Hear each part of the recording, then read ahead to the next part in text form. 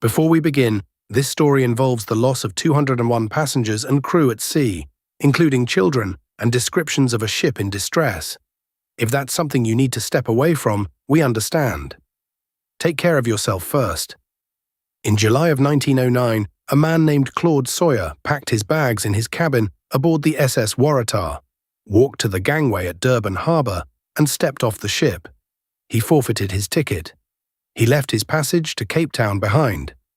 Sawyer was not a nervous man. He'd travelled the world for decades. Long sea voyages were routine for him. But the night before, he'd had a dream. A figure in bloody armour, holding a sword, standing over the ship. He begged other passengers to come with him. None did. Every single one of them died. Every story in here actually happened. That's the part that should scare you. This is the Unlit Room. New stories every week. And tonight, the South African coast, 1909. A brand new passenger steamer, 211 souls, and an ocean that has never given them back. The SS Waratah was built in Glasgow by Barclay Curle and Coages in 1908, a steel-hulled passenger and cargo steamer named after an Australian wildflower. She was the pride of the Blue Anchor Line, their newest ship meant to run the long route between the United Kingdom and Australia. Captain Joshua Ilbery commanded her. He'd been at sea for more than 30 years, a career Blue Anchor man, experienced, trusted. And this was only the Waratah's second voyage. From the very first voyage, passengers noticed something wrong. The Waratah rolled. All ships roll. That's normal. But the Waratah rolled heavily, and she was slow to come back. Where a well-balanced ship tips and rights itself in a smooth rhythm, the Waratah would lean over and hang there, just a beat too long, before finally pulling herself upright. The dining saloon had been built on the upper deck, unusual for a ship of her class and size. That meant a lot of weight sitting high up, which in naval architecture raises a ship's center of gravity. Think of it like stacking heavy books on top of a tall bookshelf instead of on the bottom. The whole thing becomes easier to tip over. Passengers complained. Some mentioned it in letters home. The ship felt wrong under their feet. And then there was the cargo. At Australian ports, the Waratah had taken on heavy loads, lead concentrates and frozen meat. The question that would haunt the later inquiry was where that cargo was stowed. If heavy freight was loaded too high in the holds, it would make the stability problem worse. A ship already prone to rolling, loaded top-heavy, heading into the open ocean. The Board of Trade, that's the British government body responsible for maritime safety, would later hear testimony from engineers and passengers about all of this. But in July of 1909, the Waratah was certified, loaded and sailing south. The Waratah was named after a flower, a bright red Australian bloom that grows wild in New South Wales. The kind of name you give a ship when you want it to feel like home. Safe, familiar, a ship for families. Claude Sawyer, standing on the dock in Durban, watched the Waratah steam out of the harbour on July 25, 1909. He never saw her again, but he wasn't the last person who did. On the morning of July 26, 1909, at roughly 6 o'clock, the officers aboard the SS Clan McIntyre spotted the Waratah off the mouth of the Bashi River along the Transkei coast of South Africa. The two ships exchanged signals. Everything appeared routine. The Waratah's single funnel, red with a black top, the standard Blue Anchor Line colours, was trailing smoke on the horizon. She appeared to be making normal progress toward Cape Town. But the weather was turning. A major southwestern gale was building, the kind of storm that the South African coast is notorious for, sudden, violent and unforgiving. The stretch of shore they were passing is still called the Wild Coast, and for good reason. Rocky cliffs, powerful currents, weather that can go from calm to catastrophic within hours. The Clan McIntyre's officers watched the Waratah until she faded from view.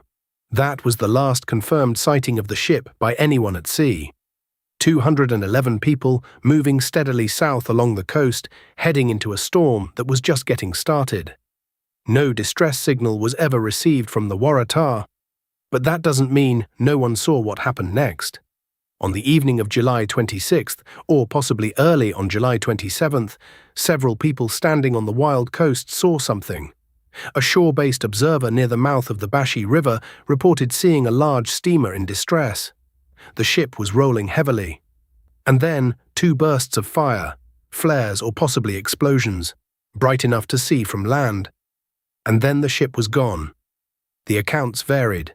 Some witnesses were more specific than others, and historians have debated the reliability of the shore testimony ever since. But the core of it is consistent. People on land watched a large vessel struggle in heavy seas, saw fire, and then saw nothing. If the ship they saw was the Waratah, and the timing and location line up, then she went down within sight of shore, close enough for people to watch, too far away for anyone to help. Between July 27th and 29th, the storm system that had been building hit full force. Multiple ships in the area reported extreme conditions. The sea off the wild coast that week was among the worst in recent memory. The Waratah never arrived in Cape Town. By August, she was declared overdue, and the searching began. There's a particular kind of dread that belongs to the age before radio was standard on every ship. No GPS, no satellite tracking, no emergency transponders. A vessel could be 100 miles from shore, in full view of other traffic that morning, and by nightfall simply cease to exist. The ocean didn't owe anyone an explanation. 2 search expeditions were sent out. The first, aboard the SS Sabine, covered the South African coast for months. The second widened the search area even further. Between them, they found nothing. But it was worse than that. When a ship sinks, especially close to shore, in relatively shallow water, the sea gives things back. Wreckage, lifeboats, deck chairs, personal belongings, bodies. The Waratah gave back nothing. No lifeboats were recovered. No wreckage was ever positively identified as belonging to the ship. Some debris and bodies did wash ashore in the weeks that followed, but none could be confirmed as being from the Waratah. A child's body in a life jacket was found, but it could not be identified or linked to the ship. For months after the disappearance, rumors circulated. A derelict ship spotted drifting, signals seen from shore, messages in bottles, all of them turned out to be false or unverifiable. In late 1910, the Board of Trade convened a formal inquiry in London. For 3 months, witnesses testified, passengers from the maiden voyage, engineers, officers from other ships, Claude Sawyer himself. The inquiry's conclusion, published in 1911, was cautious. The Waratah had most likely capsized in the gale, but the exact cause could not be determined with certainty, and the ship itself, a 9,000-ton steel vessel carrying 211 people, has never been found. Not in 1909. Not when Emlyn Brown spent 5 years searching with modern sonar between 1999 and 2004, finding multiple wrecks on the sea floor, none of them the Waratah. Not when another possible wreck was located off East London, South Africa, in 2014, and still could not be confirmed. More than 115 years later, the ocean has not returned a single confirmed piece of the SS Waratah. Here is the detail that changes everything. The Waratah was not the first Blue Anchor Line ship to vanish. The company had lost other vessels in similar circumstances in the years before. Their fleet had a pattern of overloading ships, of operating vessels with known stability concerns, of pushing schedules through dangerous waters. The Waratah was supposed to be different. She was their newest ship, their best. The one that would prove the fleet was modern and safe. She disappeared on her second voyage. The Board of Trade inquiry heard testimony about the ship's stability problems. They heard about the high-mounted dining saloon, the questionable cargo loading, the complaints from passengers on the maiden voyage. They heard all of it. And the company was never held to account. The inquiry concluded the ship capsized, expressed uncertainty about the cause, and that was the end. No systemic investigation of Blue Anchor Line's safety record. No reckoning with the pattern. 211 people boarded a ship that belonged to a company with a history of losing ships. And nobody told them. Claude Sawyer lived another 30 years after walking off the Waratah in Durban. He never took another sea voyage. He couldn't explain his premonition. Not to the Board of Trade, not to anyone. But the ship had told him everything he needed to know. He'd felt it under his feet, that slow roll, the hesitation before it righted itself. He didn't need a dream to know something was wrong. The dream just gave him permission to act on what his body already understood. 211 people stayed. Families, crew members who'd been at sea their whole lives, children. The sea off the wild coast of South Africa is still there. It has never given the Waratah back.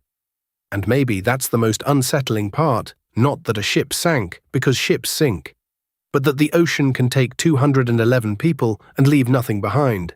Not a plank, not a name on a lifebelt. Nothing. Sometimes the ocean doesn't explain itself, and sometimes the people who built the ship already knew it wouldn't come back. That was the Unlit Room. See you in the dark.